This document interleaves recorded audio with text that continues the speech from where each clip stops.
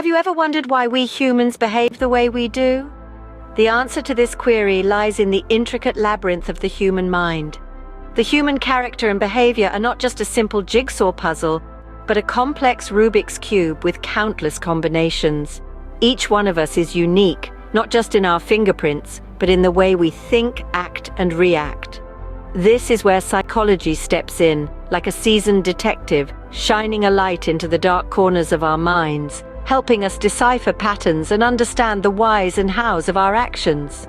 It's a journey through the kaleidoscope of emotions, impulses, and thoughts that shape our daily lives and relationships.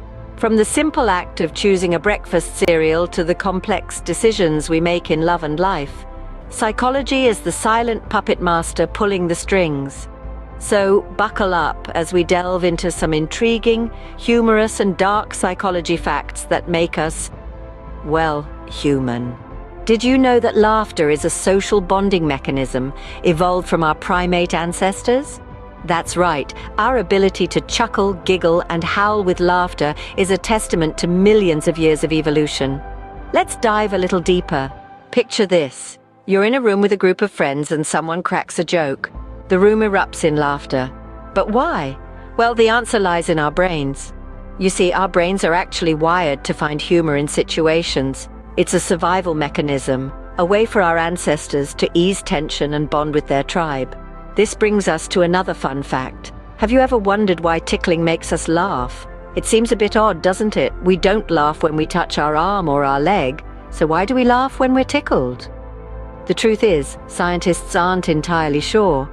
But one theory is that tickling activates the part of our brain that anticipates pain, and laughter is a way to signal to others that the threat isn't real. It's a sort of defense mechanism, a way to tell others, hey, it's okay, I'm not really in danger. And speaking of laughter, have you ever noticed that you tend to laugh when you're nervous?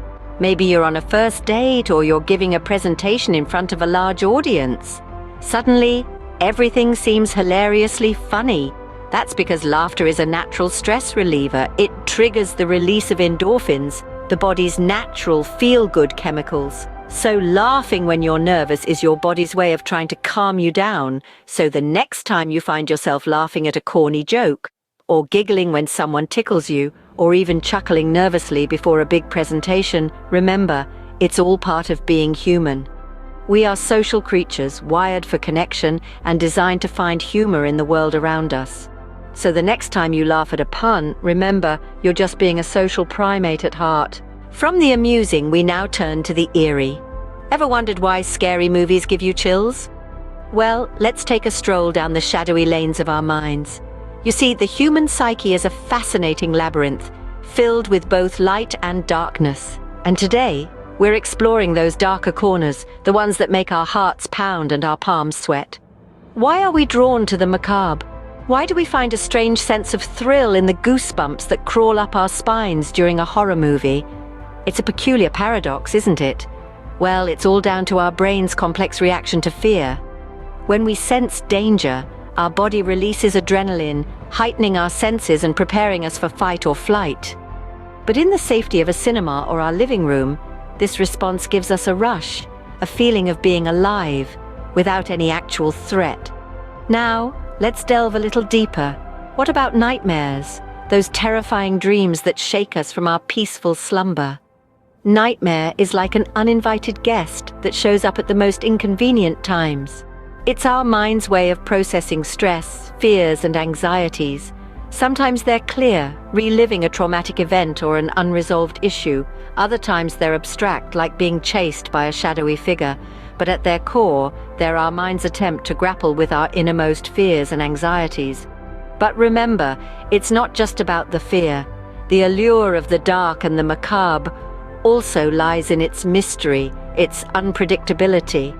It's about venturing into the unknown, testing our boundaries, and emerging victorious. It's about the thrill of the chase, the exhilaration of survival. In the end, it's not the darkness that scares us, it's what our mind conjures up in it. Our imaginations are powerful, capable of creating monsters and demons that lurk in the shadows. But they're also capable of creating hope, resilience, and courage.